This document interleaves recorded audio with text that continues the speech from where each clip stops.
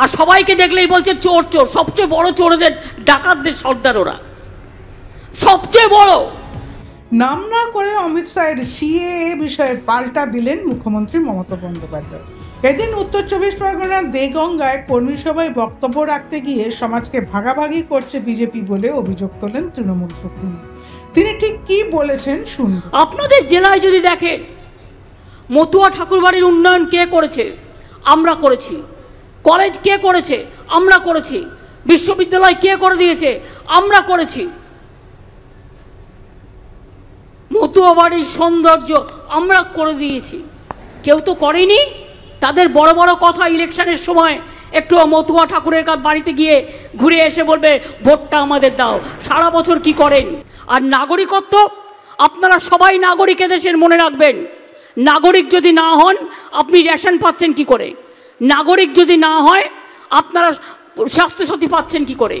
নাগরিক যদি না হন আপনার প্যান কার্ড হচ্ছে কি করে? আপনার আধার কার্ড হচ্ছে কি করে? আপনাদের রেশন কার্ড হচ্ছে কি করে? এগুলো একটা ছলনা। আগে সিটিজেনশিপ কার্ড ডিএমদের হাতে ছিল, এখন কেড়ে নিয়েছে রাজনীতি করার জন্য, সমাজে সমাজে ভাগ করার জন্য। বলছে একে দেবো ওকে দেবো না। এটা তো করা উচিত নয়। করলে তুমি সবার জন্যই করো। 71 সাল পর্যন্ত যারা বাংলাদেশ ওপার থেকে এসছেন, তারা যত কলোনিতে আছেন এবং পরেও যারা এসছেন, মনে রাখবেন আমরা প্রত্যেকটা উদ্বাস্তু কলোনিতে আমরা পাট্টা দিচ্ছি এবং তাদের নাম হচ্ছে চিরস্থায়ী ঠিকানা। আমরা সকলকে পাট্টা দিচ্ছি যাতে তাদের উদ্বাস্তু হয়ে থাকতে না হয়। অনেক কষ্ট করেছেন তারা। আজকে মৎস্যজীবী থেকে শুরু করে কৃষকদের আমরা 10,000 টাকা করে এক্সট্রা দিই প্রতি বছর। শস্য বিমার জন্য কৃষকদের টাকা লাগে না। জমি মিউটেশন করতে গেলে কৃষি জমি টাকা লাগে না। কৃষকদের জমি জলে ভেসে গেলে, বন্যায় ভেসে গেলে, পোকায় কামড়ালে, মনে রাখবেন তাদের ইন্স্যুরেন্স যে করা আছে তার টাকা কে দেয়? বছরে প্রায় 1000 কোটি টাকা করে আমরা দিই রাজ্য সরকারের পক্ষ থেকে। অথচ দেখুন 100 দিনের কাজের টাকা বন্ধ করে দিয়েছে। বাংলার বাড়ি যোজনার টাকা বন্ধ করে দিয়েছে। বাংলার গ্রামীণ রাস্তা টাকা বন্ধ করে দিয়েছে। ইতিমধ্যেও আমরা ক্ষমতায় আসার পর থেকে 1,10,000 রোড আমরা কিলোমিটার তৈরি করেছি এবং আগামী দিনও মাঝে আমি পথশ্রী প্রকল্প দ্বিতীয়তে আরও 12,000 করে দিয়েছি এবং আগামী দিনেও 11,000 আরও নতুন রাস্তা আমরা তৈরি করে দেব আমাদের নিজেদের টাকা দিয়ে। সেন্ট্রাল গভর্নমেন্ট কি করে?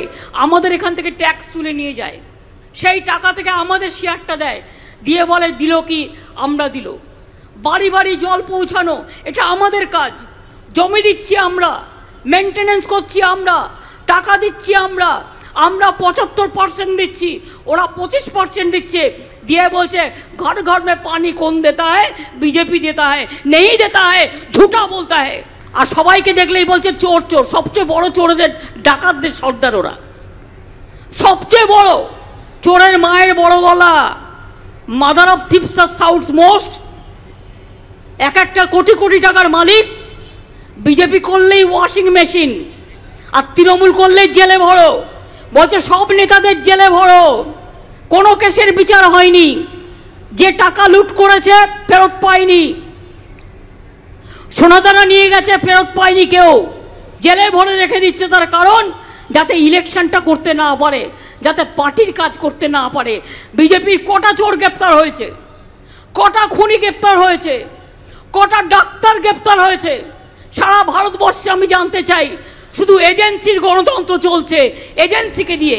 কলকাতা সফরে এসে সিএএ বিষয়ে বলতে গিয়ে স্বরাষ্ট্রমন্ত্রী অমিত শাহ বলেন সিএএ বাস্তবায়ন হবে, কেউ আটকাতে পারবে না। ব্যুরো রিপোর্ট, সূত্রকার সংবাদ।